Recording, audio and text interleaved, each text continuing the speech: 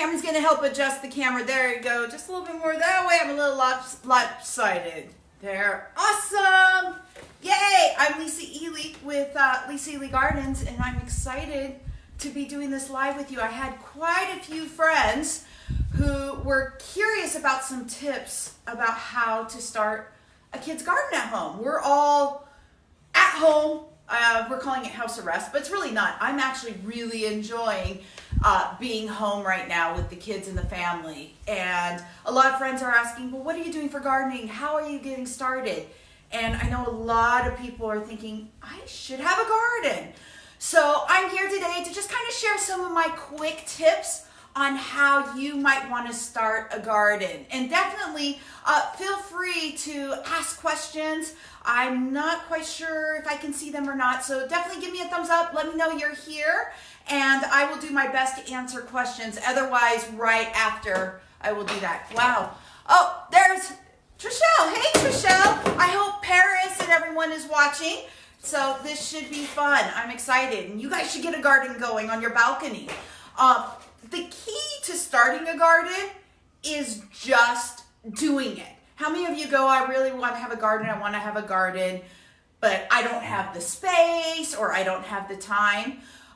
When you're working with kids and starting a kid's garden, sorry I have to reach up. Oh, hello, Trishelle.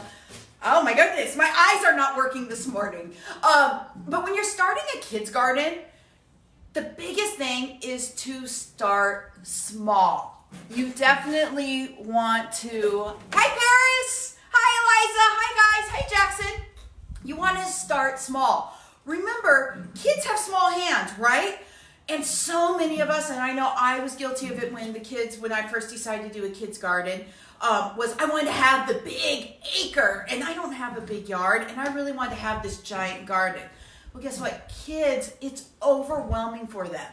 So to start a garden, I know we're safe at home right now. We all want to have fresh vegetables.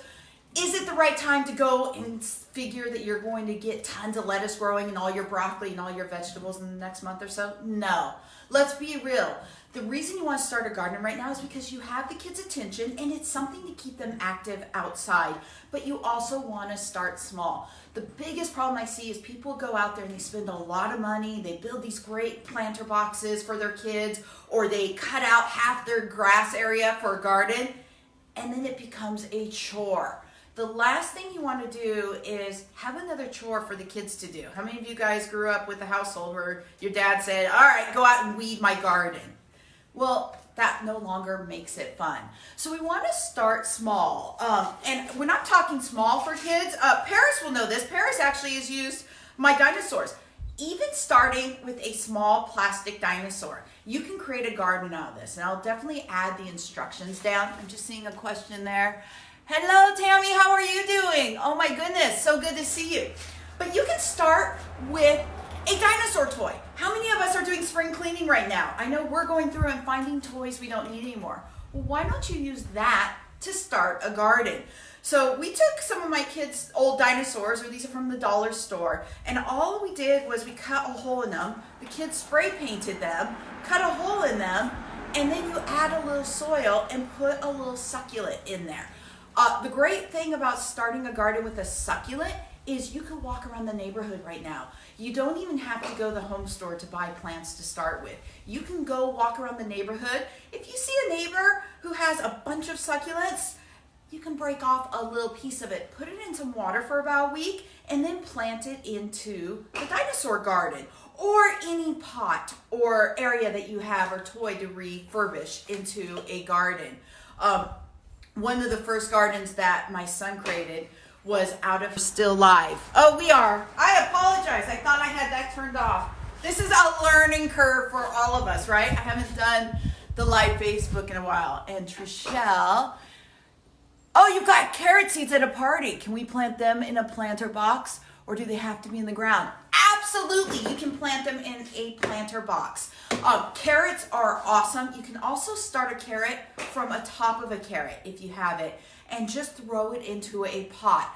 Now think about, I don't know what type of carrot seed you have, Trishelle, but you want to think about the length that a carrot needs to grow. So sometimes, I know we have growing little golf ball sized carrots. It depends on the type of carrot, but you can easily do them in a pot or in a planter box. Just make sure it's deep enough for that carrot to grow, and read the seed packet to see how far apart those carrot seeds need to go. Carrot seeds are really small, so I often will use like a toothpick dispenser or even a salt and pepper shaker, and you put the seeds in there and let the kids kind of shake a couple in a longer row. And then as they start to grow, you'll want to pluck out a few so there's space for all the carrots to grow.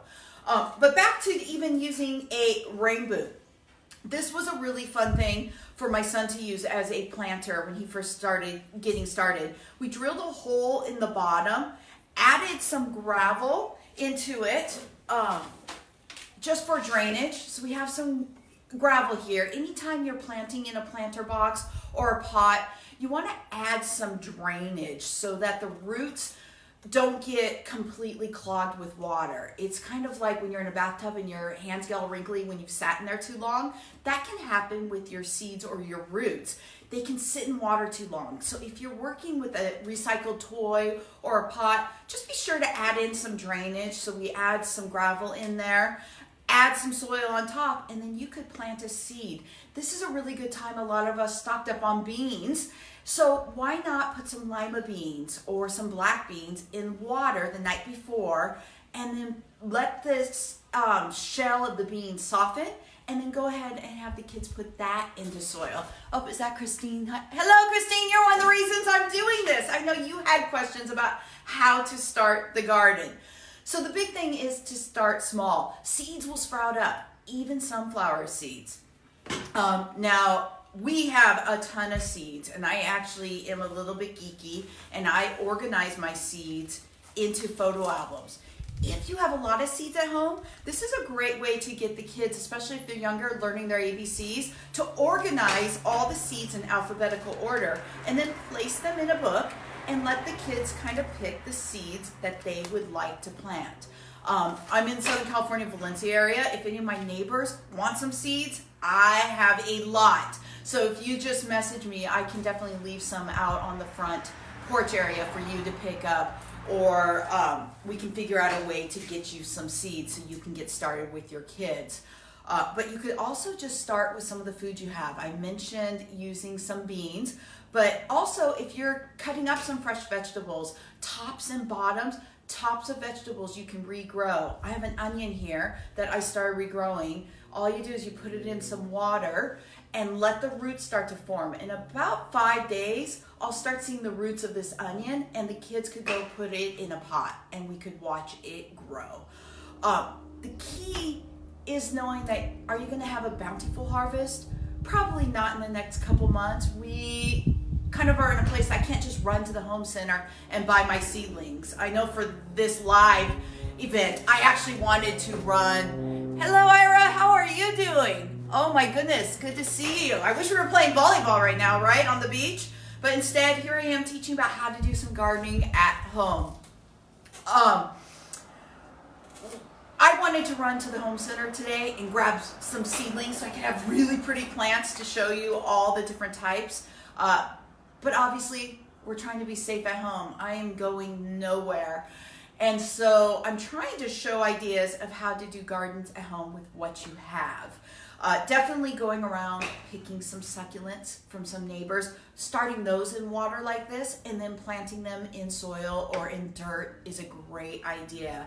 If you have seeds, you could recycle things. This is actually going to be turned into a greenhouse to start some of our seeds to be placed out in our garden.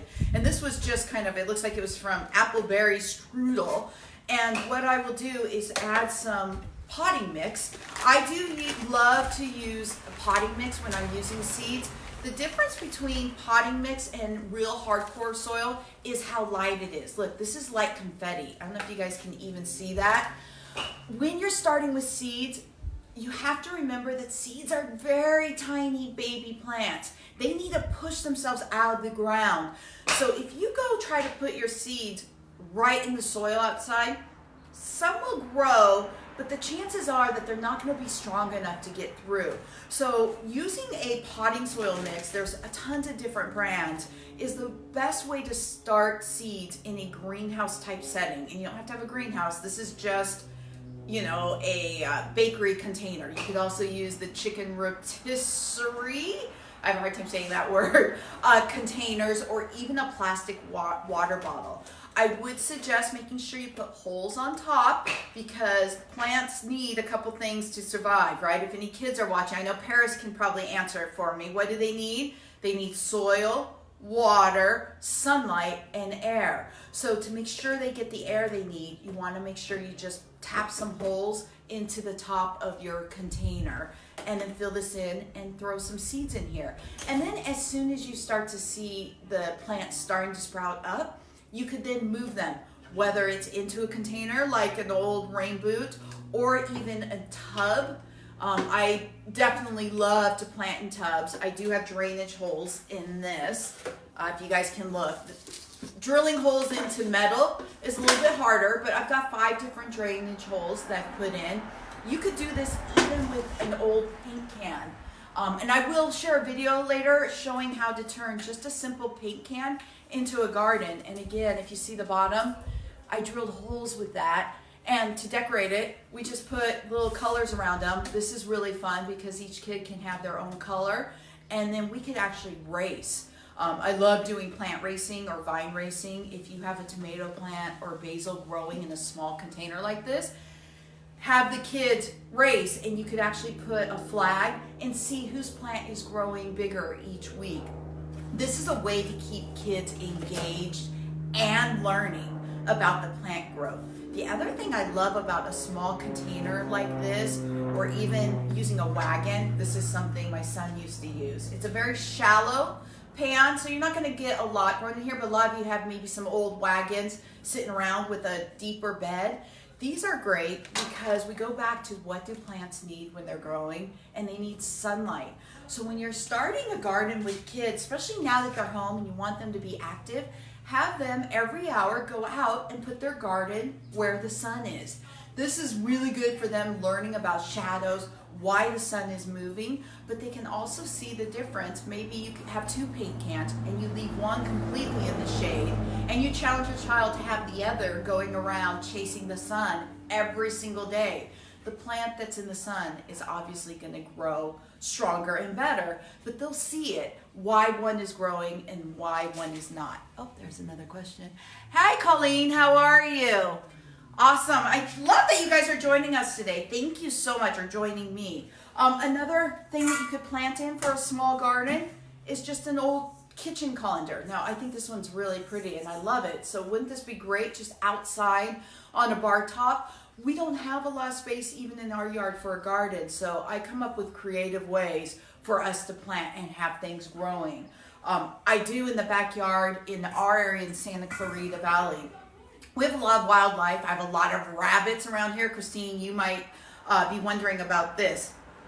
I love to use horse troughs. Pretty easy to find.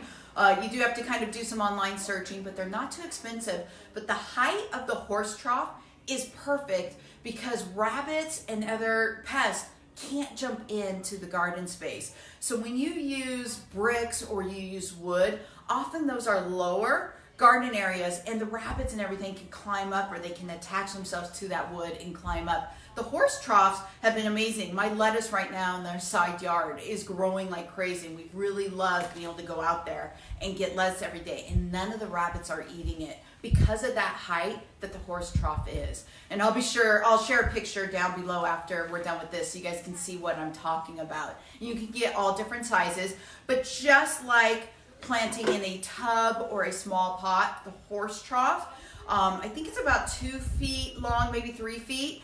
You still want to layer some gravel or some broken pottery on the bottom to have nice drainage. Make sure you have some drainage holes at the bottom, and then I just filled it up with some bags of potting soil. And about every 6 months, I'm adding to the soil. When you are doing small space gardening or planting in pots or even toys, you have to remember that soil kind of gets weathered or erodes away. washes away or goes down that drainage. So you want to constantly be adding potting soil or dirt to your pots. If any of you guys have houseplants, when was the last time you went and checked? You're probably due to add some potting soil to your houseplants to get those growing. They need the nutrients from some fresh soil, blah, blah, blah. So you want to make sure you're always adding to that. Is there a question there, Christine? Could you put a few seeds in an empty can, like a can from canned vegetables? Absolutely. I love that question. Thank you, Christine. Using cans from your canned vegetables right now is an awesome. Peel off the sides, put a drainage hole in. Canned vegetable cans are great because once you wash them out and you tap on the bottom, you could just put a little nail in the bottom and put 1 or 2 holes in the bottom. Put it on top of a plate or a plastic saucer, and then line them up on a windowsill. If you want to do a science experiment like I'm always doing, put one in a dark cupboard and you'll see how they're not growing. But put 1 or 2 seeds per can and you could actually grow a really amazing fresh herb garden or even some tomatoes in a can in the next few weeks. So that's a really fun thing. You could do sunflower seeds. Definitely, I think herbs are great for cans. You could also use mason jars. These work nicely. Now, they don't have drainage holes, so you have to be careful on how much to water. But you could, same thing, add extra layer of gravel in it, put the soil in, and then pop a seed in. The big thing is, again, making sure this is somewhere where the sun will find these plants and help them grow. I'm going to read that other question. Oh, hey, Debbie, how are you? So the cans are a really good idea. Any recycled toys or baskets, glasses, anything. I even had this basket just around. There's my dinosaur gardens, which are always fun. But the big thing about even this metal mesh basket, this would work great outside, even as a hanging basket. Although it's shallow, you could definitely grow some herbs in here. And I would just line it with some peat moss or even maybe some different leaves or something so you're going to hold your soil in. And just be on the lookout for watching when the soil depletes and put more in. One thing you can do with your kids when you're really first starting out is have them design a space in your garden. If you're lucky and you have an area in your backyard or your front yard that you could create a little garden, ask them to make a garden map, and for the next week, have them go out and watch where the sun is. Again, the sun is really important for starting. For most of us, we want to do vegetable gardens. You want to have about 8 hours of sun in that space, unless you have a garden on wheels that you're moving around. So I always start by having people create a map of the garden. So you're going to have them draw, it doesn't have to be to scale, but an area of all the different areas where you could plant. And then throughout the day, have them take a different color marker or a crayon, and let's say it's 11 o'clock right now, it's a little after 11.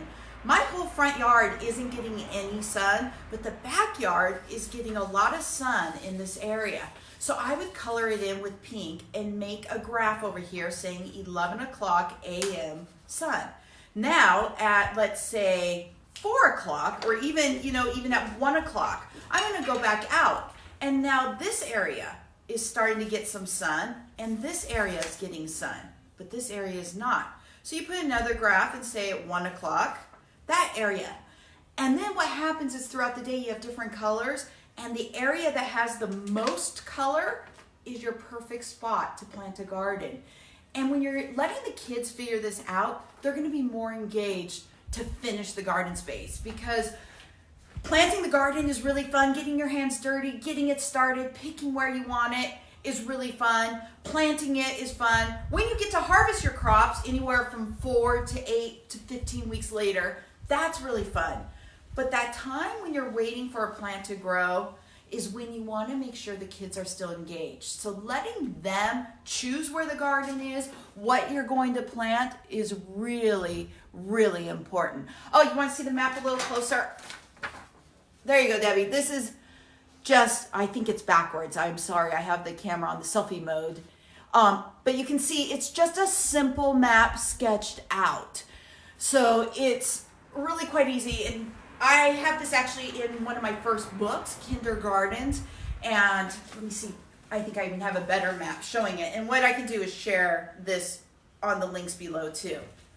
But Carden was a puppet that I first wrote about, but you can see the kids kind of mapped out what they wanted. And this is called a sun chart. So it's a really great way for them to learn the science, because if you just tell them, hey, go plant the seed, and your kids don't understand the process of gardening, watching it grow is not going to be interesting. But as soon as you engage them in the process, they're going to be so excited. I have to tell you, some of the most exciting times too is when a plant doesn't grow. So many times, especially in today's society, kids aren't allowed to fail, right? How many times are you at a baseball game and you just cringe when you hear a parent go, make sure you swing, don't strike out. It's like, well, that's a really hard thing to do. It's okay if they strike out as long as they're trying, right? In math or school, kids are told that they can't fail. They got to pass all these state tests. They can't mess words up on the spelling test. In the garden, I love that we make mistakes all the time. I am not a master gardener. I'm like so many. I'm just enthusiastic about gardening, and I love getting my hands dirty, and I love learning. And every time a plant dies, we pull it out, we cut it open, we try to figure out what happened, and that makes us a better gardener for later. So don't be scared with your kids that you might have a brown thumb or you don't know how to grow something. That's okay. Teach them, hey, if a plant dies, let's try again. Let's figure out what happened. Sometimes a critter will come eat it. That's how I learned to plant my garden in a horse trough, is I kept having rabbits and raccoons and stuff coming and eating our garden. I got sick of it, and we came up with a solution for it. There's someone else. Oh, I did bring the map closer. Thank you. Hey, Nancy, how are you? Oh, I love seeing all my friends here. It's kind of fun to have this interaction. Somehow I have to figure out how to have you guys all there so you could just really shout out the questions to me. But we talked about starting small. We talked about different ways you could recycle toys. You could use pots. You could use your vegetable cans or even a mason jar to start your garden. Creating a sun chart is really good. And then the tricky part becomes soil. So if any of my students are out there watching right now, which I hope you are, everybody knows soil is a fancy word for dirt. But when you are gardening, you want to make sure you have good soil. And I'm very excited. A virtual school called Out School has reached out to me and enlisted me to teach online in the next few weeks. And it's going to be really fun. And one of my big lessons is going to be a soilbration. And it's going to be talking about the different soils. But simply put, right now, if you're trying to start a garden, if you can't, and I don't advise you to go buy a bag of soil right now, if you have them in your backyard, that's awesome. Use fresh soil. If you don't, go to a garden spot in your yard that seems to have a lot of flowers growing or even a lot of weeds. I know most of us don't like weeds. My son always loved having weeds, so he would choose to grow weeds over the tomato plants. And we let him because it was his garden space. If he chose to grow weeds, great, let's learn from it. But if you have an area where a lot of weeds are growing, that's probably some good soil there. So when you are investigating and looking for soil to put in these, you want to kind of get a big handful. And the trick is, and my soil's a little dry, is to grab a hold. And if you can create almost like a baseball with your soil, you guys see how that's kind of clumped together and it's not falling all apart, but it's moist. This is a good handful of soil. If you go out there, and I know in my valley, in San Luis Valley, most of the soil is clay. So when you pull it up and it's like mud, explain to the kids the plants aren't going to grow in that. Why? Well, mud or clay, it's like the roots just can't get through it. Remember, it's a baby plant with small roots trying to break through. But if you can create a clump like a baseball and have it almost shake apart, that's really good soil because the roots of a plant can just kind of move right through there. So go dig around your yard. That's part of the fun in trying to figure out what kind of soil or dirt do we have that we might be able to grow some stuff in. And try different soils. You could take a scoop from the local park, or if you're out on a walk, try something in one can and mark where you got it. This was from the hillside. This is from the neighbor's yard. This is from the backyard in the far muddy corner. And do an experiment and see which area has the first sprout. If you have radish seeds, those are a great thing to start with and test, because the radish is going to pop up in about 5 to 7 days if you give it water and sunlight. So that's a really good thing, is to start with the soil and then just plant your seeds. Like I said, if you don't have seeds, work on doing some vegetable tops, work on having some beans. You know, the good thing is just start. You've got to just start. No more can you be scared, and do this adventure with your kids. If you're a great gardener, then share that kind of hobby with them. If you're not so good with them, explain to them that you're learning with them. How awesome is that, to be able to share something with your kids and learn with them instead of always having to teach them? And you might be surprised, a lot of these kids know a lot about plants, how they grow. They learn a lot about the different structures of the plant in school, so they might definitely teach you a lot. The other fun thing, and I promised some of my Helmer's friends that I would share with them some of their friends that I'm keeping an eye on. When you are digging through your garden, chances are you're going to find some worms. I have a huge worm bin in back, and I did tell the Helmer's kids that I would try to bring some of their worms out here to say hi. Oh, there's a couple. Worms are really fun. These guys are great for the garden. My Helmer students, or some of my other students, would be yelling right now, it's because of worm poop. That's always the best part about learning about worms. But worms are great to have in the garden.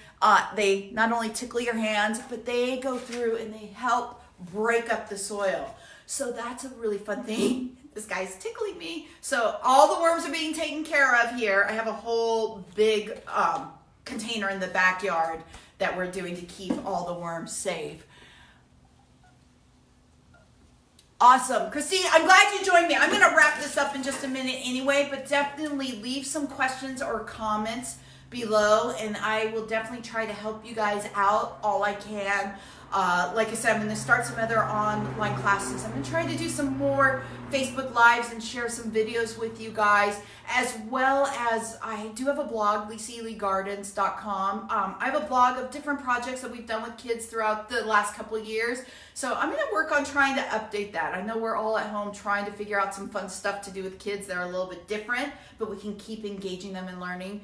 And gardening is such an awesome way to do it. So let's all dig into this together. Use me as your resource. I am your friend. I want to play, and I am staying safe at home. So this is a great way to kind of reach out and keep in contact with all my friends out there and get you guys growing. And definitely get your kids to share some of their pictures of what you guys did start, or some toys, or if you have something that you want to turn into a garden and you're not quite sure about it, let me know. I'll reach out. I'll figure out how to do it with you and give you some tips. So I'm here to help you out. And will you have a set schedule? Oh my goodness, that's such a good idea. Maybe I should have a set schedule. Sunday mornings, it's so weird right now because usually we're at the baseball fields and Sundays is not a good day, but I figure most people are home. But maybe we'll try to do maybe an afternoon chat, garden chat, maybe on a Wednesday or Thursday. I will try to figure out the best time, and I would love to do a check-in each week and just see how I can help you guys, and then maybe I can come up with an idea a week or something to give to you guys, to give to your kids and get everyone started. So maybe a thumbs up for that if you think that's a good idea.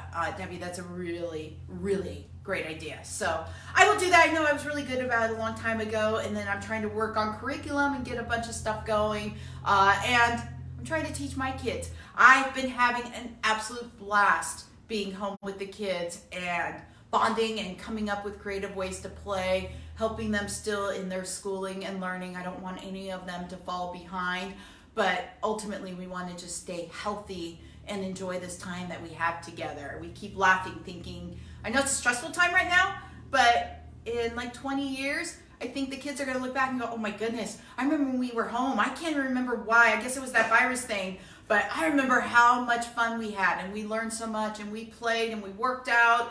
and we got to dig in the dirt. So this is a good time to learn something new and take up a big, good hobby. And it's not something you have to get to the stores to do. So thank you guys for joining me. I think I touched on a few things. I hope you got some ideas.